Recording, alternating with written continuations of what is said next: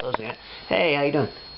Yeah, so, you know, my life is pretty uneventful, so it's not easy for me to think about stuff to talk about.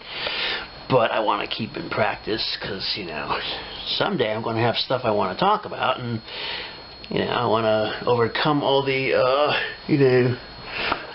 nervousness, self-consciousness, and overall stage fright for when that big moment comes when I make my presentations.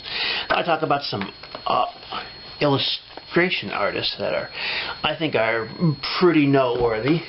Now this guy here did his Arzak comic, which I think first appeared in Heavy Metal magazine, I think in the late 70s. His professional name was, he called himself Moebius, you know, like a Moebius strip, you know, kind of thing. His real name was Jean Girard. He was French, and, you know, he was really pretty amazingly popular about, I guess, 30 years or so ago.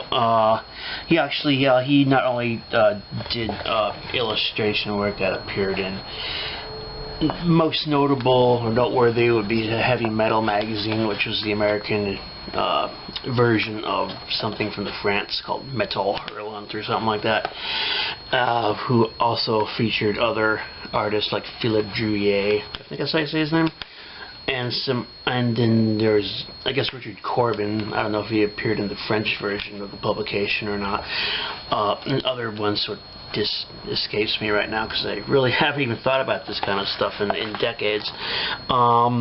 He also did some work for Hollywood, I think, like some character design and maybe set design for Alien and Dune, I believe, too, and some other popular Hollywood movies, which I can't think of right now. Like I said, he was like incredibly popular back in the late 70s and early 80s, and they printed out a bunch of books featuring his various series that he did. The Blueberry was pretty popular, although I never got into that. Of course, Arzak was the quintessential Moebius. The Airtight Garage was another very popular series he did. But the funny thing is, though, you can't find any of his stuff in print now. There's no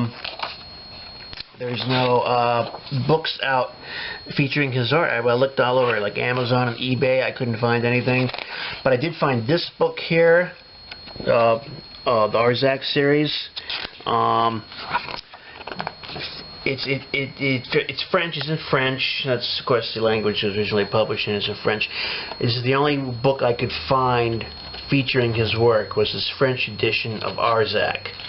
I don't know why his works are so hard to find now.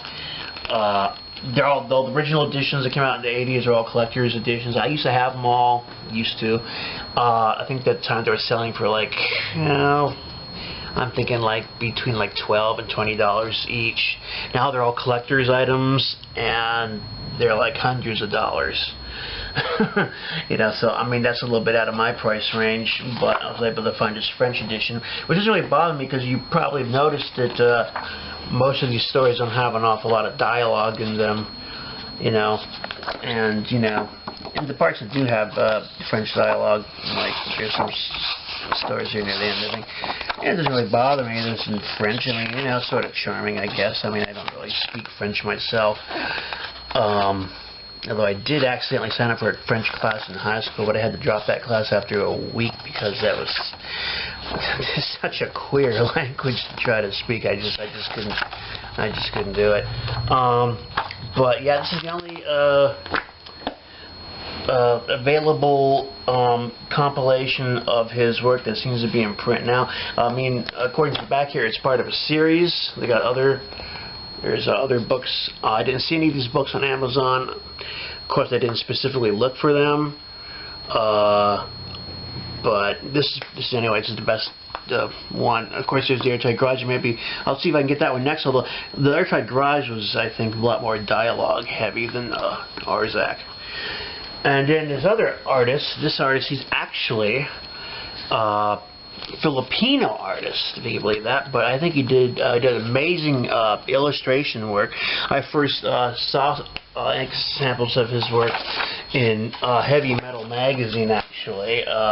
He did like a sort of a short, I don't want to say, I guess sort of autobiographical piece, I think. Or it was kind of like his own kind of trip or something. It wasn't actually something that happened to him in real life. It was kind of a head trip thing. A free-form narrative that he illustrated in Heavy Metal magazine. I can't remember the name of it.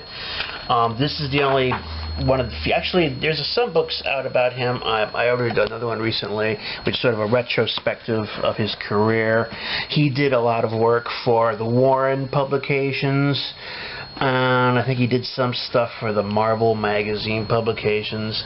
This is just he illustrated this Theodore Sturgeon story, More Than Human.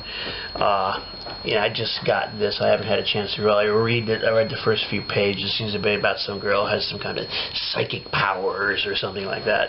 But anyway, I like his. This isn't his best work, I don't think. I mean, he did some like really wild, kind of crazy stuff for the Warren publications, specifically the science fiction titles. A lot of those artists from the old Warren magazines, I don't know, that I can't help but think that those artists were like I think they were on amphetamines or mushrooms or something, because that work that they did, I think, was like really exceptional and exceptionally weird.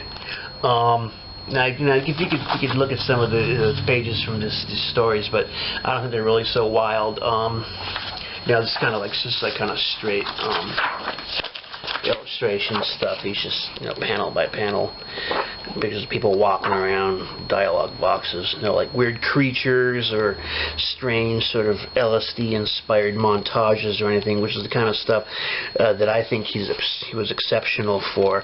I don't really think he was very into drugs. You've seen a picture of him, he just looks like a typical Filipino peasant, you know, not particularly, nothing really outstanding or attractive about his physical appearance, but I always felt his work was pretty amazing. You can tell a certain fluidity, you know, which is something in my own work is considerably more stiff and kind of graphic, almost like Teutonic, you could say.